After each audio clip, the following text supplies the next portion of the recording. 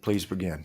Hello, my name is Nicholas Wan. I want to thank you all for being here today. I am from Nassau Bay, part of the Houston area in the 36th Congressional District.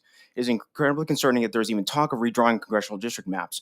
No census was conducted, and 2020 maps are still being reviewed by federal courts, so why are we here today? The proposed maps are an insult to Texans across the state.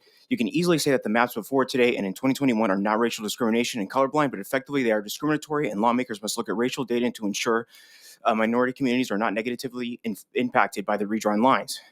At some point, you can't deny reality any longer. What matters are the results of your actions collectively as a legislative body. If the maps are drawn to keep as many minority-majority communities without proper representation and give even more power to white majority communities, it is a major issue and the reason for the massive contention you see today.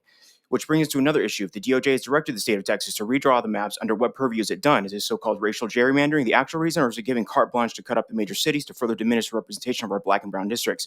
Why does my district span halfway across the state to the border of Louisiana? Citizens furthest east have very little in common with the residents of Nassau Bay. You have had the opportunity to fix this to properly represent the citizens of Beaumont, Jasper, and Cleveland, and in turn to properly represent me.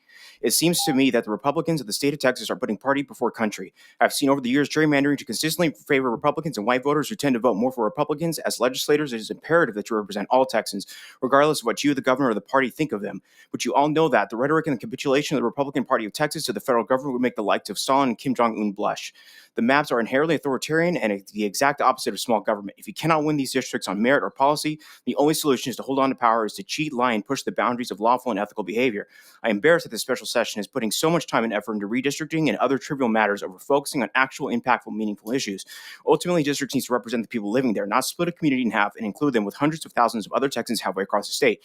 Let the federal court rule on the 2021 maps and try to have some decency and humility with how you conduct legislative business as to not harm and lessen the representation of some Texans you don't like and increase the voting powers of others. Thank you.